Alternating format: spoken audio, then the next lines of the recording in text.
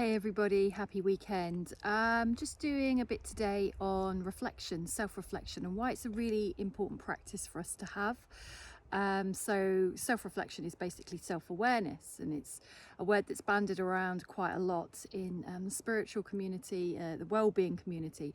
So what does it really mean? So self-reflection is observing our behaviours, is observing our thought processes, our patterns of relating, the way we see ourselves, how we conduct ourselves in relationships, friendships, family, and really self-reflection, we kind of owe it to ourselves. It's not really just about other people and how we get by with other people. It's really about reflecting on how have we learnt the habits that we have, and if we can do it kindly, because sometimes we'll come up against obstacles of tensions or guilt or shame about what we've learned or how we've conducted ourselves. Now, if you're somebody who's had quite a messy past, it might be hard to self-reflect because we might turn judgment on ourselves for behaviours we might have learnt or we might have adapted to handle life in crisis, in survival mode, or we might feel anger and blameful to those around us that kind of taught us these behaviours, or even helped us to create them because of things we were exposed to maybe in childhood.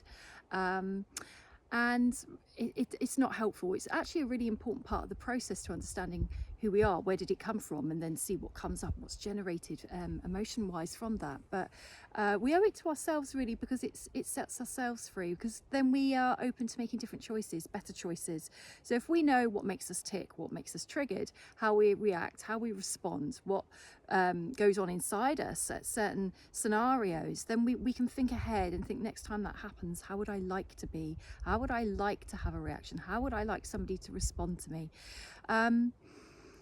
Because at the end of the day, our behaviours are ours. Now, that doesn't negate where they've come from or how we might have learnt them. It's not really about that. It's about, actually, at the end of the day, our behaviours are ours, and in the here and now, it is down to us to do something about that, because nobody else can do that for us, regardless of where behaviours come from. So we've all got behaviours, good and bad, all of us.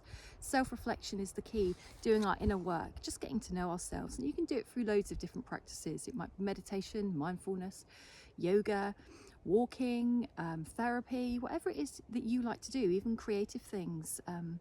Art is a really good way to express yourself and explore yourself a bit more.